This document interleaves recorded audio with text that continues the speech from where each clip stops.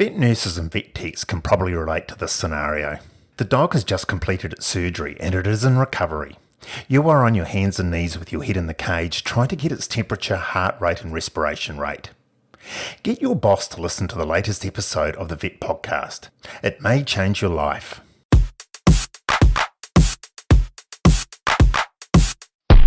I receive a lot of approaches from companies and individuals to discuss their products, but usually steer away from them as I don't want to become an infomercial podcast. However, I received an email from a company recently about a monitoring device which potentially has big benefits for animals, veterinarians, and animal owners alike. My name is Kevin Mayer. I'm founder and CEO of a company called VetMeasure based in Ames, Iowa.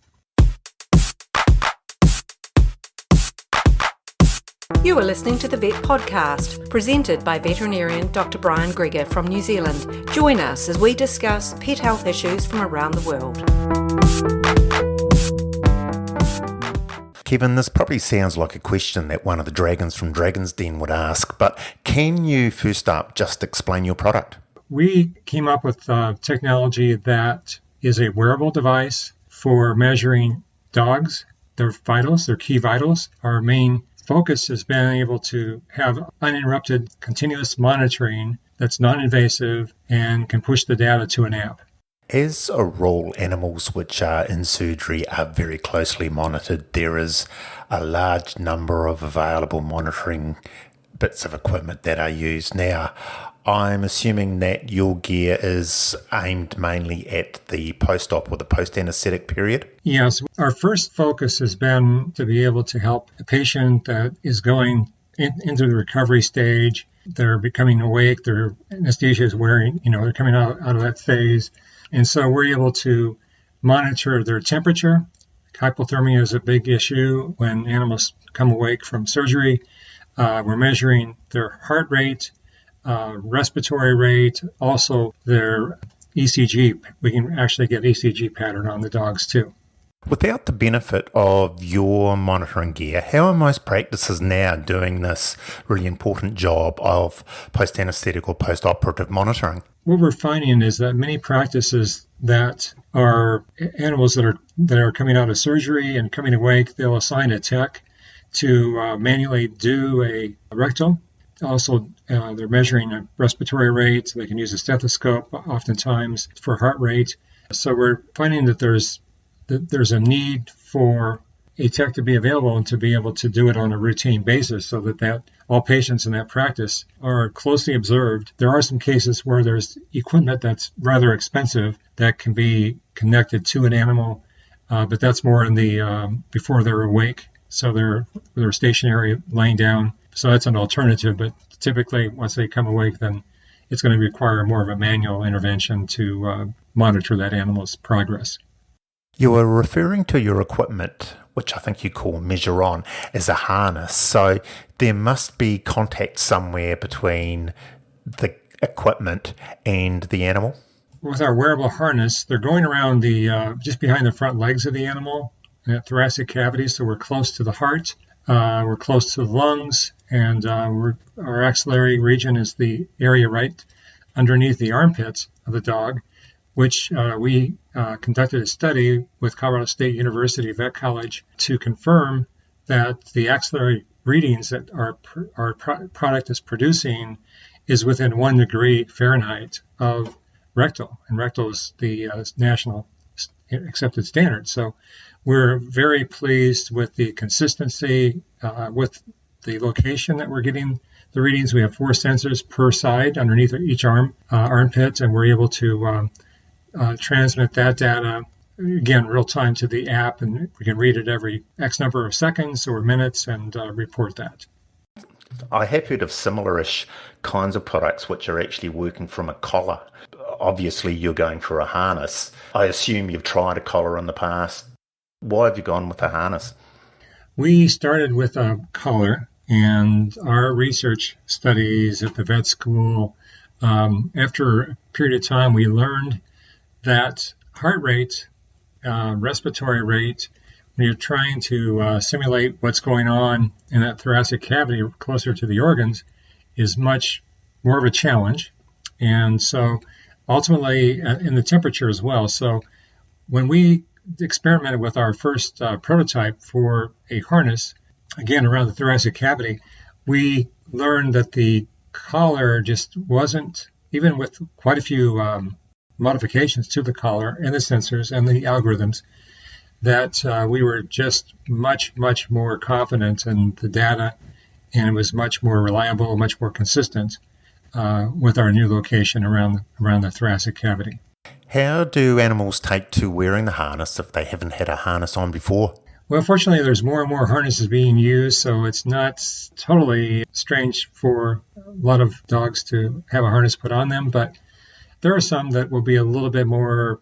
Our dog, for example, was pretty irritated have any kind of a harness on it because we didn't use a harness on our dog. For the most part, we've not had a big resistance from practices that are using our product, and they'll take care of putting the harness on and helping acclimate the animal before they actually want to start taking readings, so that they know that it's adjusted, comfortable. And we do have small, medium, and large, and we have straps that have the red, green. The red is too tight. Yellow is in the medium range, and green is where you would want it. So we have the color combinations to make sure that the fit is correct on the animal, as well as the number of inches for chest circumference matches the right harness size. Can you put the harness on a cat, Kevin? We get that question a lot, and there's certainly a lot of cats out there that have health issues. But not yet. We have focused on canine at the moment.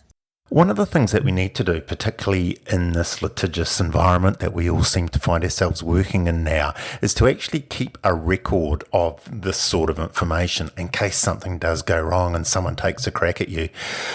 Is there a way with your MeasureON gear that this can actually be recorded and inputted into the computer systems, the PMSs that we're using? To answer your question, that's our plan. We just signed an NDA. We've got with a major practice management software company for working toward an integration stage with them, and others have interest, and telehealth companies have interest in working with us. In the interim, we do have the ability to produce a patient report, so the veterinarian would be able to have a PDF of the vitals for that patient during whatever period of time they want to select. So they would have the ability to print out and have the actual graphic representation of that animal during a 2-hour, 4-hour, 12-hour period. So I'm looking now, Kevin, at other potential uses for this equipment. One of them that comes to mind, you mention the ECG function, and I guess it's not going to happen until you get a proper recording going through to a PMS or somewhere. Halter harnesses, when we're treating dogs with cardiac arrhythmias, or like with the heartbeats which are going a bit wonky, the gold standard is to put a thing called a Halter harness on them, which is measuring over a period of time what's happening with the heart frequency or the beating frequency, because when an arrhythmia occurs, it doesn't always conveniently happen when you put the stethoscope on the dog. It happens maybe only once or twice a day. Is there the possibility with your gear now or in future to be able to be used as an arrhythmia detecting device? Yes, our ECG patterns, veterinarians have been very impressed with the detail, and to be able to identify arrhythmia incident and other type of patterns that they were unaware of, especially with a cardiac patient, surgery patient. So this has been very great interest, increasing interest as veterinarians learn more about how, if it's on for an hour, 2 hours, again, a longer period of time, what's the length of time they need to have it on the animal to be able to detect just what you were stating. Probably looking at other non-in-clinic uses, for the want of a better term. I mean, I'm just looking locally around here. We're a farming nation. There's a lot of particularly sheepdogs which are working in some fairly rough country. The temperature's quite variable. It gets very hot, it gets very cold. Heat exhaustion is certainly a possibility. Is it possible to use your gear for detecting things like heat exhaustion early signs of illness, maybe even whelping. One of the things that occurs when a bitch whelps is that their temperature will drop by a degree or so Celsius when they're imminently whelping or having their puppies. There are other uses that you can foresee that this could be used for?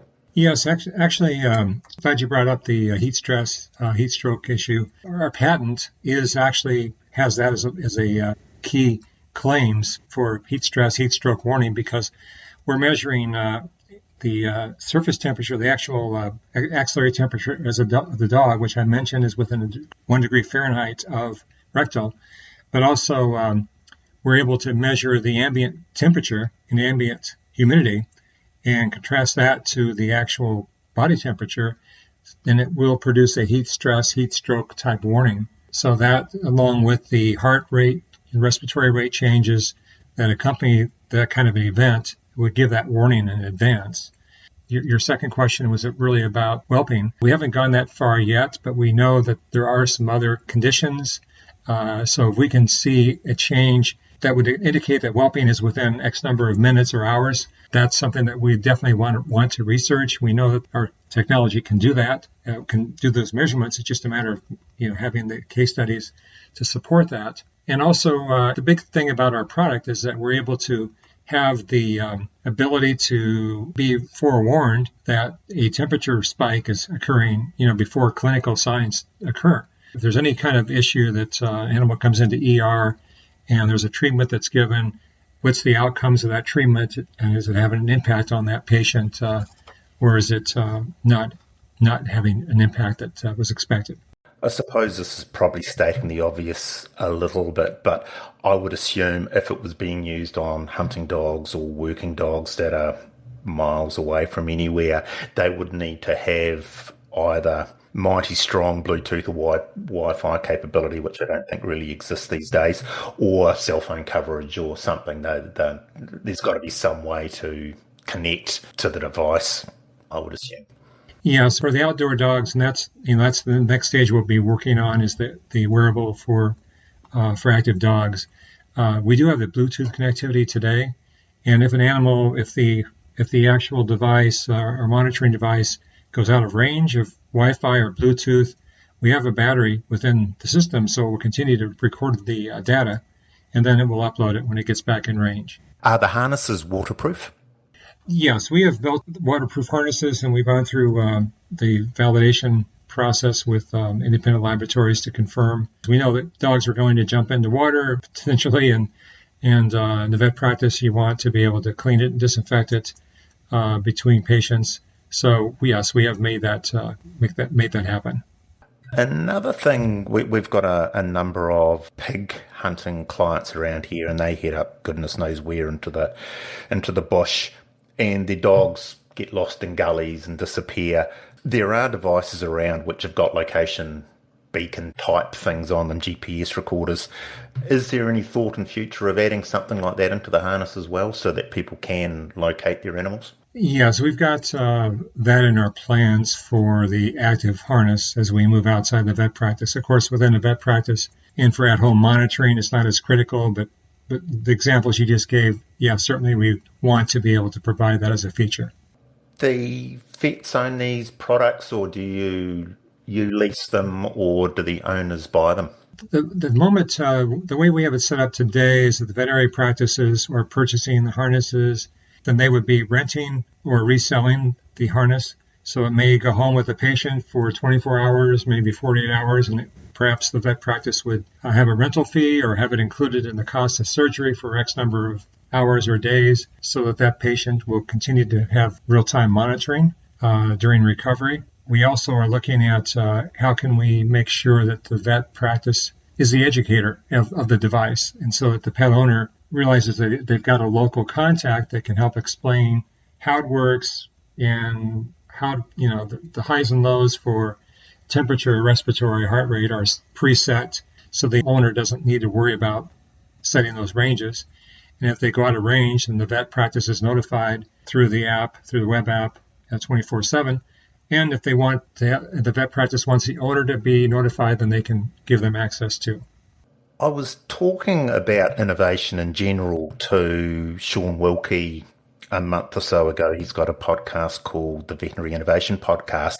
One of the things that he was mentioning there, as far as what's happening in vet practices at the moment, is, and it may be a little bit of a dirty word, is this big data phenomena where you have got larger vet practices, in particular, the big corporates, who are collecting their data and then extrapolating out of that data treatment protocols and sequelae of whatever they're doing.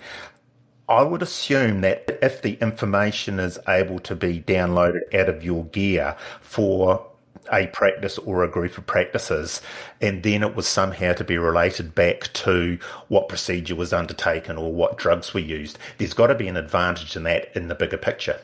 Absolutely. As we gain more and more data for, if you're looking at a specific procedure by breed, age, weight, you look at all the different criteria, what's the response and outcomes data related to this treatment versus treatment A versus B versus C for that specific category, and that's, a specific case.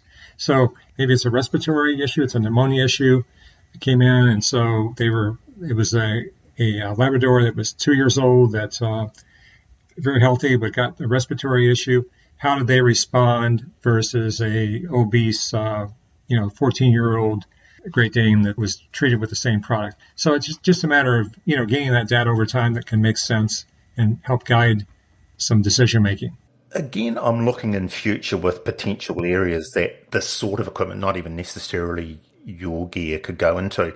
And I'm sort of thinking of things like Star Trek, where Bones used to wave that monitor machine, that scanner, over a chip or something, and he would find out what's wrong with you. Do you see a future for gear like yours for things like detecting blood glucose? I'm thinking at the moment there are things like the Libra blood glucose monitors, other biochemical parameters, maybe progesterone monitoring for breeding bitches and things like that. How far can you take your equipment as far as these other monitorings go? Yeah, there's certainly a deep list of metrics that we could measure, and it's a matter of, we don't want to make the product too complex to start with. We want to have it so that the veterinary practice can put it on, the animal owner can put it on, and they've got specific parameters that they're concerned about, that they want to measure. Maybe they're more interested in temperature and heart rate, not so much interested in respiratory or ECG or activity or ambient conditions. And so it's just a matter of us progressing. But those are very good examples of where we could go down the road based on trajectory of our business, and as we get deeper into the practice needs versus a active dog need. We mentioned the working dogs, the hunting dogs, the dogs out in the environment earlier. One area that I could foresee maybe it might be useful would be like performance animals, racing greyhounds, racehorses, those sort of animals. Is your equipment sort of scalable? Like, does the technology work? You just put bigger straps on them so that it fits around a horse's chest or something. How far can this go? Yeah, the basic configuration is certainly adaptable to other species. And our goal, my background, I'm a farm boy raised on a dairy farm and spent most of my career working with livestock species, dairy calves, beef calves, dairy cows, as well as horses. And but the swine was a big part of my career. So I know that there's other species that have interest in what we're doing.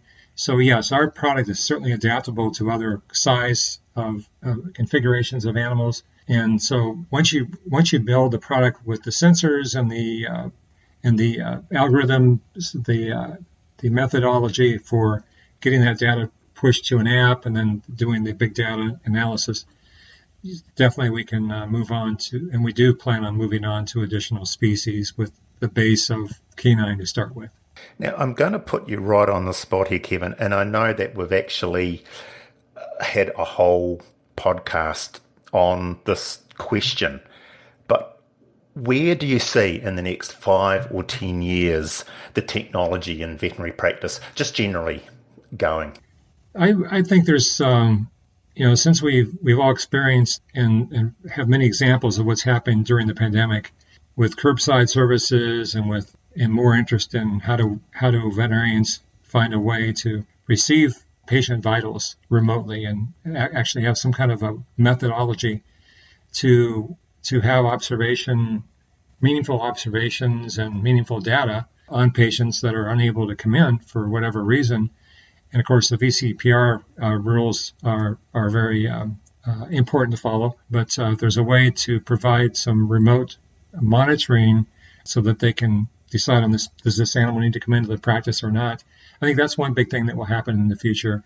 I just think that the automation of data within a veterinary practice, in techs coming in that embrace that technology and have used it before the vet school or used it in their tech training program, I just really see that starting to gain momentum. And we've seen multiple examples of that in the software world too. A lot of food for thought here, particularly on the future of monitoring devices in veterinary practice. If you would like more information on Kevin's gear, which is called MeasureON, I will put a link on our website, which, if you will remember, is vetpodcast.weebly.com, linking back to Kevin's website.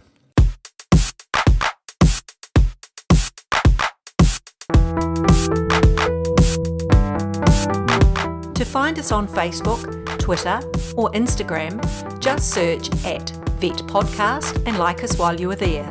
Subscribe to us on your usual podcast player, and if you enjoyed the podcast, please rate us on your player and share us with your friends. Our website is vetpodcast.weebly.com. Weebly is WEEBLY, or email vetpodcast@gmail.com.